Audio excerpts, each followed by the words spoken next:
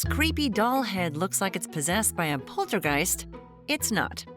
The reality is much more sad, because this discarded doll head is inhabited by a hermit crab. It's no secret that plastics are harming the world's oceans and marine life. One of the many creatures affected by trash pollution is the hermit crab. These creatures spend much of their lives finding and replacing their shells as they grow. Unfortunately, a lack of shells and an abundance of garbage on beaches and in oceans has led hermit crabs to resort to our discarded plastics as their new homes. Why do hermit crabs need to change their shells? How does plastic waste affect hermit crabs? And can these trashy homes kill them? Surprisingly, hermit crabs are not crabs. Though they are crustaceans, they're most closely related to lobsters. There are over 800 species of hermit crab. 3 of the most common are the Caribbean, the Ecuadorian, and the strawberry hermit crab.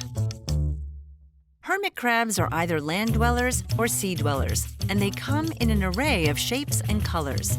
But they are all omnivorous, and their exoskeletons do not cover their entire bodies. While a hard outer shell protects the head and thorax, the abdomen is uncovered. So the resourceful hermit crab decided long ago to move into the discarded shells of other sea creatures. By nestling into, say, a discarded sea snail shell, a hermit crab finds a cozy new home, and it protects its vulnerable abdomen from predators like cuttlefish, sea stars, and gulls.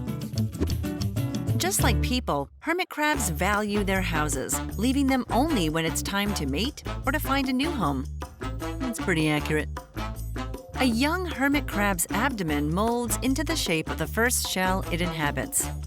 As it continues to grow, the crustacean molds its front exoskeleton and looks for a new dwelling. This usually happens when its current shell feels too tight. Kind of how I feel in my jeans after eating a big plate of crab cakes. Spaghetti. But they don't move into any old shell. They are picky, discerning house hunters that carefully inspect each prospective home. First, a hermit crab will examine the shell for any cracks or openings. Next, it'll roll the shell around to make sure it's light enough to carry and ensure that it's uninhabited. Hermit crabs don't want roommates. Finally, and most importantly, the hermit crab checks the size of the shell's entrance. If it's too narrow, the crab may become stuck or unable to make a quick escape if needed. They're also social creatures, hanging out in crews of up to 100. Because finding that perfect home is the goal of every hermit crab, they will even help each other find better homes. Aww. Sometimes they'll form a line behind a newly abandoned shell, with the biggest hermits getting first dibs. The only species of hermit crab that doesn't need an external shell is the gargantuan coconut crab. Measuring in at over 91 centimeters when fully grown, they outgrow their shells when they're young and eventually develop a hard exoskeleton covering their abdomens. Most hermit crabs have many predators, but like most creatures, their biggest threat is humans. We put over 7 million tons of plastic waste into our oceans every year. Scientists at the University of Tasmania discovered that over 569,000 hermit crabs died on plastic-riddled beaches in the Indian and Pacific Oceans. Hermit crabs often get trapped in discarded plastics, and the chemicals in plastics leach into water and food sources. These chemicals accumulate in the hermit crabs' bodies, which can cause health problems and even kill them. Recent research shows that oleamide, a chemical that leaks from plastics, resembles a hermit crab mating pheromone. The chemical scent lures hermits, sometimes to their deaths.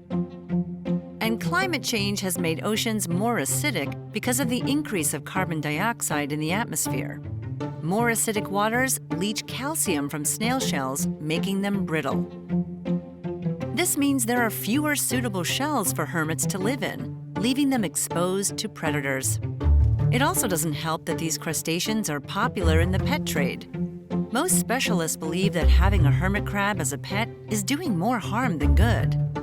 Hermit crabs need a warm and humid environment. and they prefer a diverse habitat with plenty of hiding spots and empty shells, which can be hard to provide. Molting requires deep sand or mud to burrow in, and because they're such social creatures, having a solitary hermit crab will shorten its lifespan. So as cute as that hermit crab at the pet store may be, don't keep one as a pet. These unique critters deserve better than that. Being picky house hunters and extremely social is what hermit crabs do, and that's what makes them crazy creatures.